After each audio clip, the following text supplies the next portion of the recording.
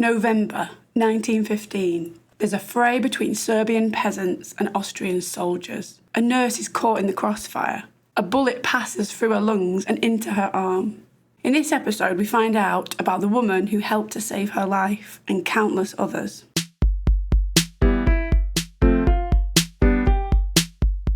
Hello and welcome to Ordinary Interesting People, where this episode we learn about the life of a remarkable woman named Frances Bambridge. She was the daughter of a pub owner who devoted her whole life to her career as a nurse, which took her from Blackburn to Serbia, from Rochdale to Russia. As always, our story will be accompanied by the artwork of Ella, my daughter. And if you enjoy the episode, we would love if you could like, subscribe and leave us a comment. Our story begins in Rochdale, Serbia, in October 1915.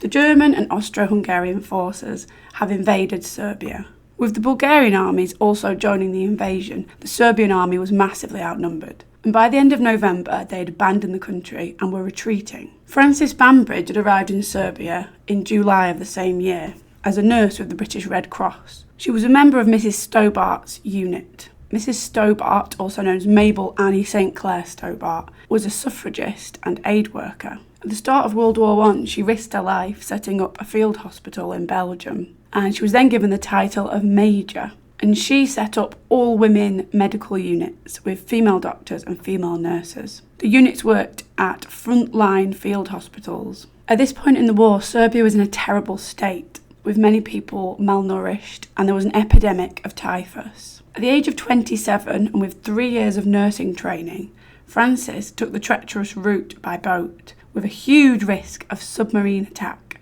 to support the Serbian people. She worked with a female surgeon called Dr. Mabel May. When Frances arrived in Serbia, she would have seen the effects of the bombardment. There were windows blown in or boarded up everywhere you looked. There were whole buildings knocked down. The men were pouring in from the trenches, very unwell, and she would have treated infection and surgical wounds. Frances would have worked with Austrian prisoners of war who worked as orderlies at the hospital. It was a dangerous role and a scary role. They were constantly being bombed. And now, with the retreat happening, Frances joined the rest of the nurses and doctors in the unit as they started to retreat from the country. The conditions would have been really difficult. Food was very scarce, and lots of the equipment and luggage ended up getting lost. They were entering winter, so there was snow. It was freezing cold, and they would have slept in barns. Frances had a friend called Florence Clifton, who was also a nurse in the unit. And on the second day of the retreat, as they were leaving Kragujevac, Florence was out walking when she was caught in a crossfire between Serbian peasants and Austrian soldiers. She tried to avoid the bullets by getting under a cart, but unfortunately she was shot in the lungs and the bullet went into her arm. Florence was taken by stretcher to Rochdale,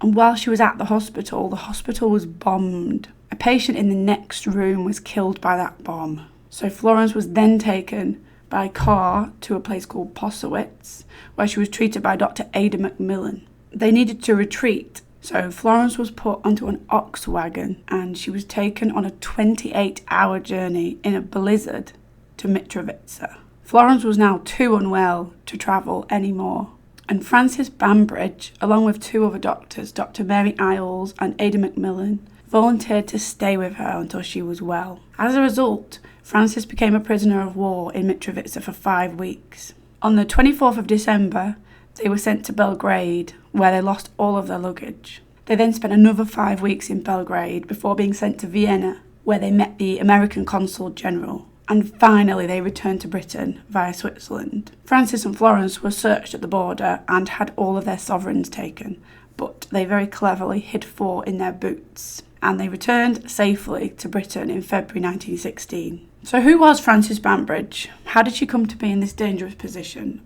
And what happened next? Frances was born on the 20th of December 1887 in Hackney, London. She was the youngest of 11 children. Her parents appear to have been childhood sweethearts, as both Clara Barling London, Frances's mother, and John Bambridge, her father, lived in White's Yard in Finsbury as children. They got married when they were 20 and 23. Frances's father, John, worked as a boot manufacturer for many years, and when Frances was just 13 years old, she was working as a bootmaker's clicker. The role of a bootmaker's clicker was to cut out the leather uppers for boots from larger pieces of leather. You had to be careful to get as many pieces as possible out of the leather and not to use any parts that were too thin. So it would have been quite a repetitive job. By this point, John had actually moved on and was no longer working as a boot manufacturer. He had a new career as a publican. Just a few years after Frances was born, her father had moved out of the family home and he doesn't seem to have returned. He was living at the pub where he worked, called the Clissold Arms, and then later on he moved to the Five Bells in East Finchley. There are quite a few newspaper reports about the pub. He seems to have done quite well, but he was also well known for being an active member of the sport of trotting. Trotting is a type of horse racing where the horses race at a set pace, and they usually pull a two-wheeled cart.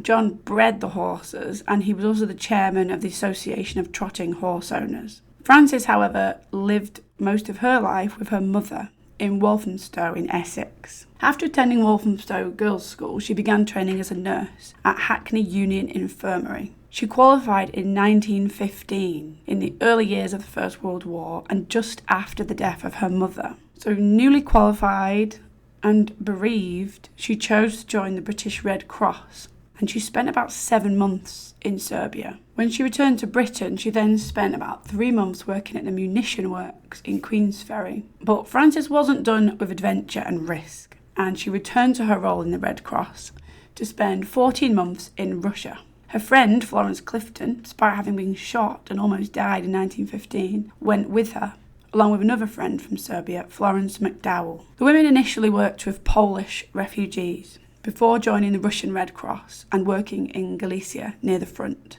They cared for wounded British soldiers here. They were constantly under the risk of attack, and they treated many patients with enteric fever, or typhoid as we know it today. We also know that while she was in Russia, Frances and her friends learnt Russian. Their work was so valued that the MP, Oliver Locker-Lampson, requested the women to join his armoured car unit, which was heading to Russia. After returning to the UK, Frances joined the Queen Alexandra's Imperial Nursing Service Reserve in Stoke-on-Trent. She had glowing reviews from this time. Her matron wrote of her that she had given great satisfaction. She is an excellent nurse, methodical and energetic. She was clearly also very brave and fearless. Frances was forced to step down from the role in 1919 to care for her sister Maud, who was unwell and recently widowed. But Frances wasn't content to just nurse her sister, and shortly after she began midwifery training. In the 1921 census, she was still living with her sister, and there's a visitor staying with them, the matron of Rochdale Maternity Hospital, where Frances worked as a senior sister and then deputy matron for 7 years. By 1926, Frances had worked her way up to become matron of a maternity hospital in Blackburn, and then she moved back home to Walthamstow to the Thorpe Combe Maternity Hospital.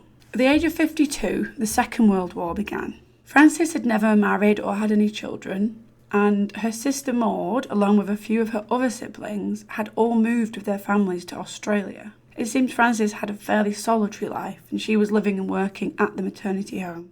Now, we don't know whether she felt a deep sense of duty or whether she was just craving some excitement, but she requested to rejoin the Queen Alexandra's Imperial Nursing Service Reserve. She sent off her application, and unfortunately for Frances, the Board of Health wouldn't release her from her already important role as matron, so she wasn't able to join up or to have any more adventures. But her application is really revealing of the kind of person Frances was. A colleague that she'd known for 30 years wrote a glowing report of Frances's character. There were quotes like that she was beyond reproach. She seems to have lived only for her work. She teaches strict discipline and herself lives up to it. She's cool, calm and collected. When asked about Frances's temper, she said, "If one exists, she is able to control." This part of the reference gives the idea that Frances was perhaps fairly cold and logical and only cared about her work. But she also says that she was courteous in every way and was the soul of honour. She says her thought for others before herself is a true picture of her splendid character. Frances was clearly a great woman.